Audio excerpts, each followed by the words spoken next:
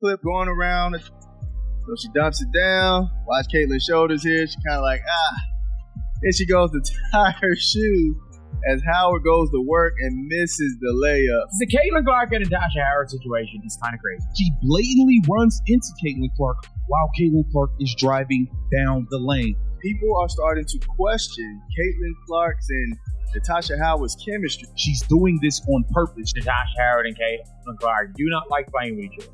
2 minutes ago, a viral clip exploded across social media, one that nobody in the sports world was ready for. Fans are stunned, analysts are scrambling, and the entire WNBA community is on edge. Cameras caught Natasha Howard, all-star forward, and locker room leader visibly freezing out rookie sensation Caitlin Clark in a heated moment that is already being called the most controversial play of the season. What really happened on that court? And why does this short, silent clip threaten to change everything we thought we knew about team unity, rivalries, and what's happening behind closed doors? From courtside whispers to locker room rumors, the fallout is spreading like wildfire. Was this a case of veteran power play, rookie arrogance, or something much deeper simmering under the surface? Some insiders say this is just the tip of the iceberg, a sign of rising tension that could blow up the entire team's chemistry. Already, players' families are reacting online. Teammates are taking sides, and coaches are reportedly holding emergency meetings. Emotions are running so high that even former WNBA legends are weighing in, calling it a defining moment for the league. Is this the moment everything changes for Caitlin Clark and Natasha Howard? Stay tuned, because the drama is just getting started, and nobody knows how far it will go. When the first clip hit the internet, most fans didn't even notice what happened. It was just another late-game possession in a crowded arena. The scoreboard tight, the energy electric. But then, frame by frame, the moment became impossible to ignore. Natasha Howard, with a ball at the top of the key, scanning the court as Caitlin Clark, wide open on the wing, waved frantically, calling for a pass that never came. The crowd's cheers faded in the background. Natasha's eyes slid past Caitlin and found another teammate instead. The pass zipped away, the shot went up, and Caitlin was left stranded, arms dropping, eyes flickering with hurt and disbelief. What started as a 30-second highlight reel turned into a raging firestorm. By halftime, sports bloggers had slowed the footage, circling Natasha's glance, Caitlin's pleading gesture, and the awkward tension that followed on the bench. Fans are shocked, many insisting they saw the moment when trust shattered in real time. Hashtags started trending. Hashtag freeze out, hashtag team divided, and of course, hashtag justice for Caitlin. Emotions ran high as everyone from WNBA veterans to celebrity superfans chimed in, dissecting every angle. Was this just a misread? Or had Natasha made a statement, one that the whole team would have to answer for? Inside the arena, the drama spread faster than wildfire. As the team jogged off for the break, cameras caught Caitlin and Natasha exchanging words near the tunnel. No mics picked up their conversation, but their body language told the story. Caitlin, red-faced and tense, gestured emphatically.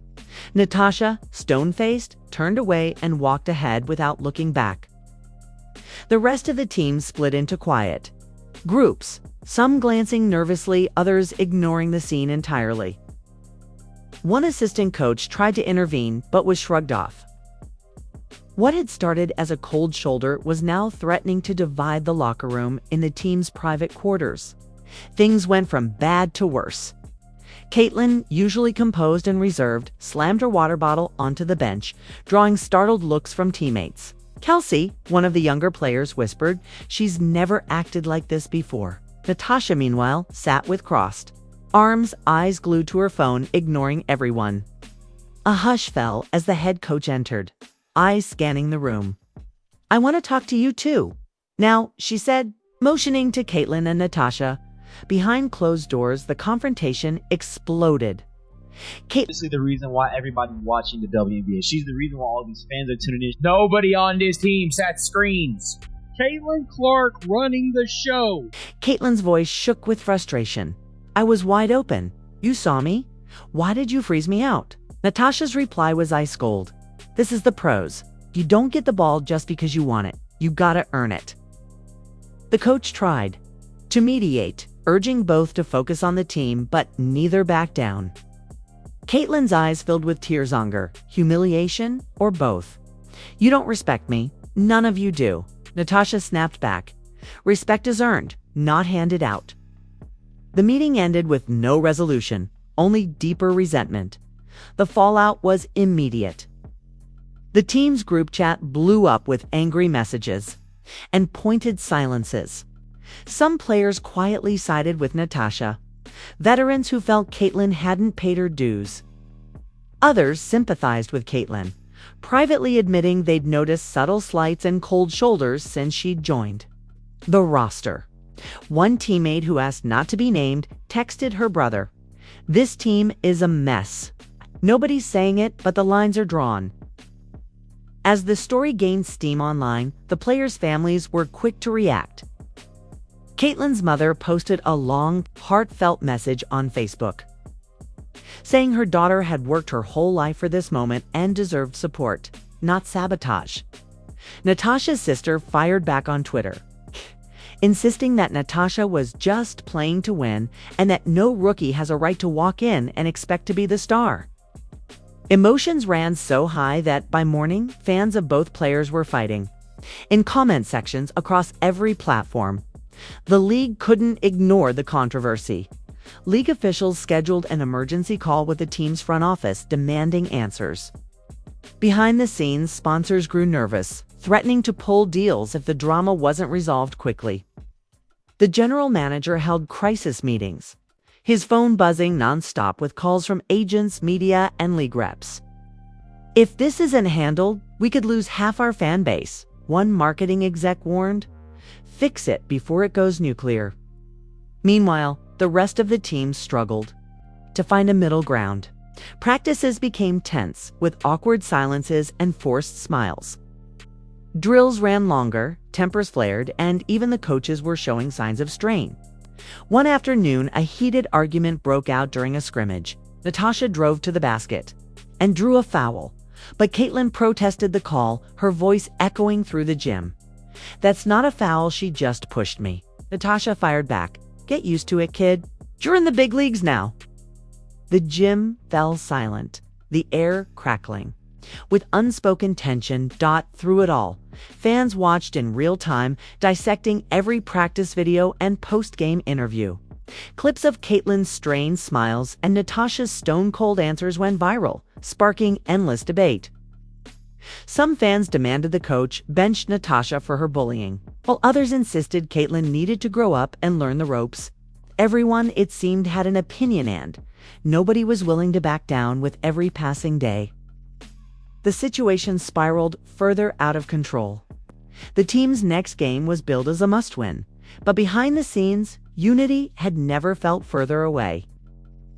As tip-off approached, Caitlin sat alone at her locker, headphones on, trying to block out the noise. Natasha paced the hallway, jaw clenched, eyes narrowed with determination. Both women knew the world was watching. Both knew that one more mistake could blow up the season and change the course of their careers forever. As the teams lined up for the national anthem, the crowd buzzed with anticipation, half cheering, half anxious. Caitlin stole a quick glance at Natasha, searching for any sign of a truce. But Natasha's stare was unbreakable. For now, there would be no peace, and everyone, from the front office to the fans at home, braced for what would happen next. From the opening whistle, the tension on the court was impossible to ignore. The entire arena seemed to sense that something was off. Teammates exchanged cautious glances as they jogged through warm-ups, the usual high fives replaced with quick nods and nervous silence. The coach, trying to maintain some sense of normalcy, shouted instructions with forced energy. But everyone could feel the crack in the team's foundation, a split that the whole basketball world was now watching in real time. Early in the game, the freeze-out became even more obvious. Natasha refused to look Caitlin's way even when she was wide open. Other teammates hesitated, unsure who to follow. Twice, Caitlin cut to the rim, arms raised, but the ball swung away from her and into Natasha's hands instead. The crowd noticed. So did the commentators. There's some real tension here, one analyst observed, voice low. You don't see that kind of body language on a winning team.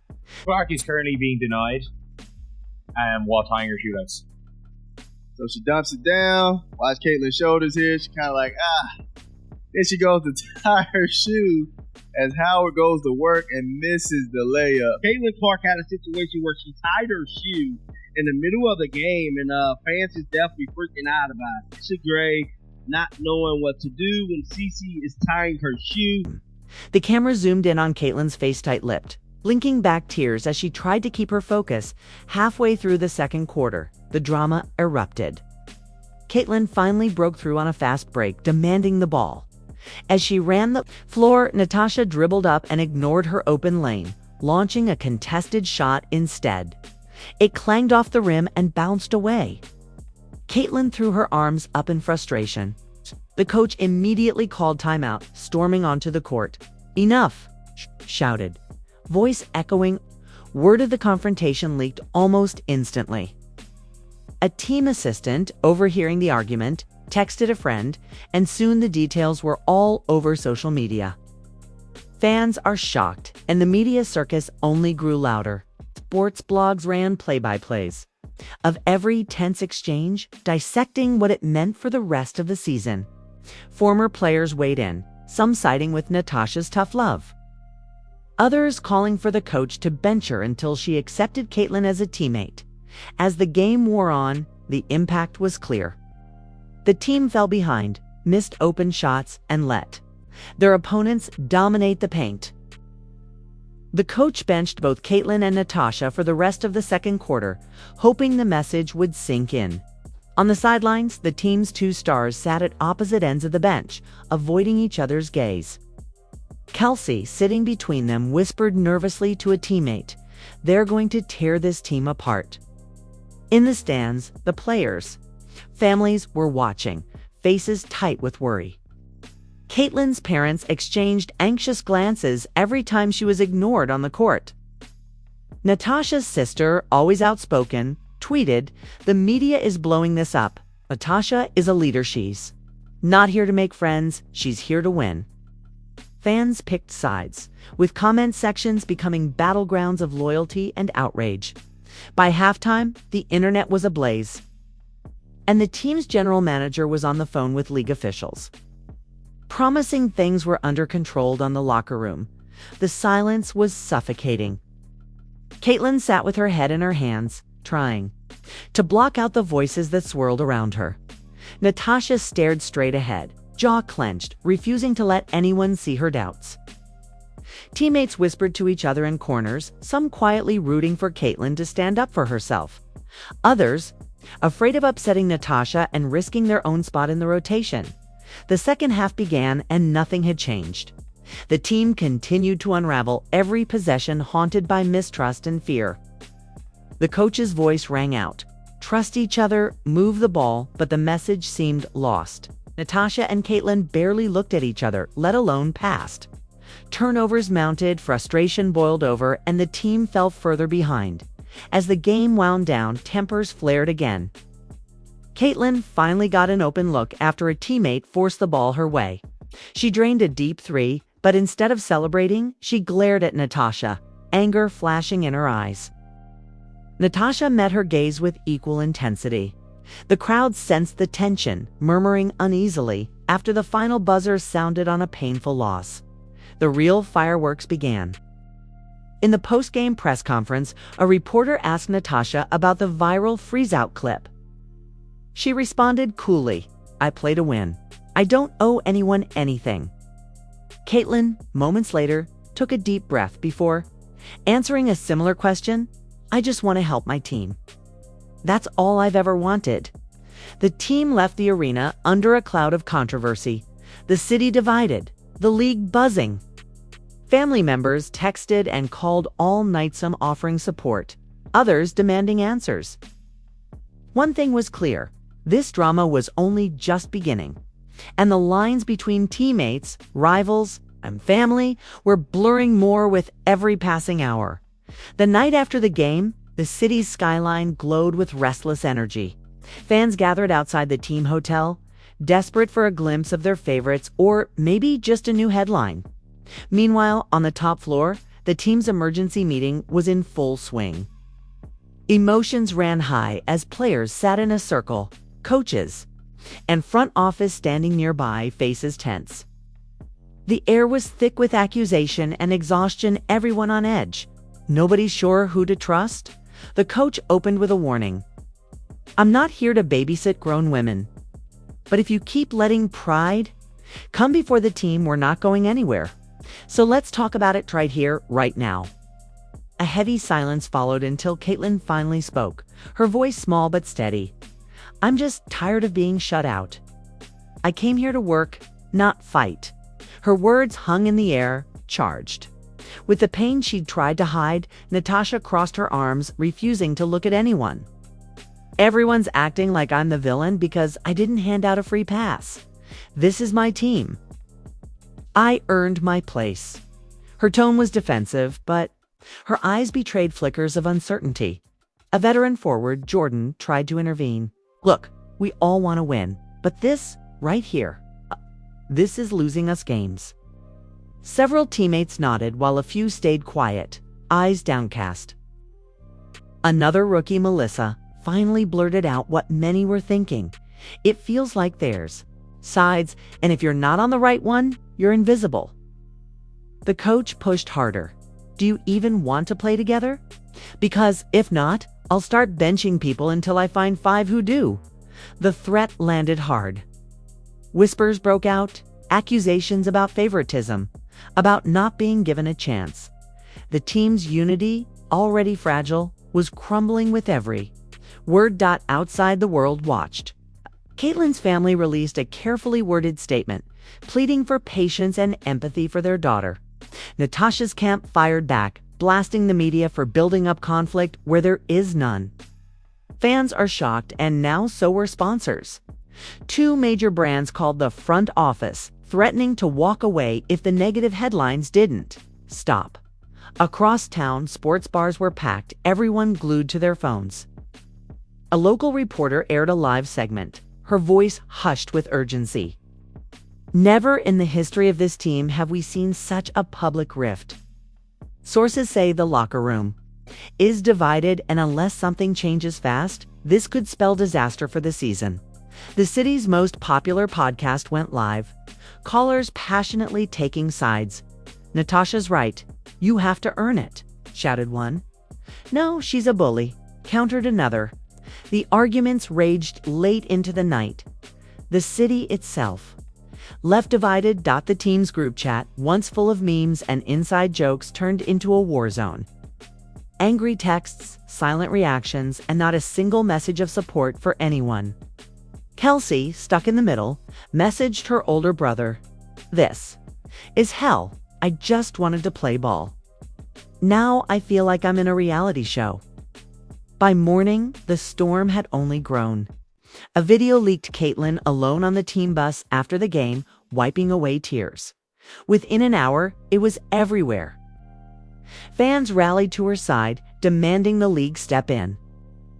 Natasha received hundreds of hate messages, some so vicious the team's security was alerted. Her family begged her to lay low, but Natasha refused, posting a short video saying, "I'm not hiding." The game started, and it was obvious the wounds were still fresh. Missed passes, forced shots, and a lack of trust plagued every possession. By halftime, the team trailed badly. Fans groaned, some booed, and even the mascot seemed less energetic than usual. In the locker room, the mood was bleak until an unexpected voice broke the silence. It was Jordan, the veteran forward who'd always kept her distance from drama. "Listen, I'm tired of this. I've played on losing teams before, but I've never seen a team lose itself like this. Are we really going to throw away everything for pride?" She looked from Natasha to Caitlin, her words hanging heavy in the air. Natasha finally looked up. Her voice was quiet, shaky for the first time. Maybe I went too far. I worked so hard for respect, I didn't want to lose it. Caitlin, swallowing her fear, replied, I just wanted a chance. I never wanted to take anyone's place. A long pause followed, and for the first time, real understanding flickered between them. The coach gave one last speech. You don't have to be best friends. You just have to play for each other. That's it. That's all this game has ever asked. As the team returned to the court, something in their body language shifted. It wasn't perfect. There were still mistakes, and the trust wasn't fully there, but they started to move the ball, set screens, and play with a hint of unity. Midway through the third quarter, Natasha drove hard, drew the defense, and fired a pass to Caitlin in the corner. Caitlin hit the shot, the crowd roaring as she nodded back at Natasha. It was small, but the arena felt it a spark of hope. The team rallied, and by the end of the game, though they fell just short, the energy in the building was completely changed. Fans cheered for the effort, not just the result. After the final buzzer, Caitlin and Natasha met at half court. The cameras caught their brief handshake, awkward but genuine. In the press conference, Natasha admitted, I let my pride get in the way. We've all got learning to do, Caitlin added. We're teammates first. Kate, what matters most? The city, exhausted from the week of chaos, finally breathed a sigh of relief. Fans posted messages of hope, families mended fences, and sponsors decided to stick around after all. Emotions still ran high, and not every problem was fixed, but it was a started chance to rebuild together as night fell. The team gathered for a quiet dinner, laughing for the first time in weeks. The family wasn't healed, but it was no longer divided. And somewhere, deep down, everyone knew that this storm had changed everything, not just for Caitlin and Natasha, but for every player who'd ever struggled to find their place on the court. As the lights dim on one of the most dramatic weeks in WNBA history, one thing is undeniable: nothing will ever be the same for this team or for women's basketball. Fans are still buzzing, some stunned, some hopeful, all invested in. What comes next? Was this freeze-out just a bump in the road, or the spark that finally brought hidden tensions into the light? Can Caitlin and Natasha build real trust, or will old wounds reopen with the next close game? Even now, the league is watching closely, knowing that one viral clip has changed the story and, maybe the future, forever. What do you think? Was Natasha right to demand respect the hard way, or did she let her pride go too far? Did Caitlin earn her place on the team, or is there still more to prove? Whose side are you on, and do you think this kind of drama makes the team stronger, or just adds fuel to the fire? Let us know your thoughts and predictions in the comments below. We want to hear your wildest theories and what you'd do if you were the coach for a day. If you enjoyed this deep dive into the most shocking locker room drama of the year, don't forget to hit like, subscribe, and ring that notification bell for more explosive sports stories, unbelievable twists, and the real behind-the-scenes drama that nobody else will show you. Thanks for watching, and remember, in sports and in life, the real story is always just getting started. See you in the next episode.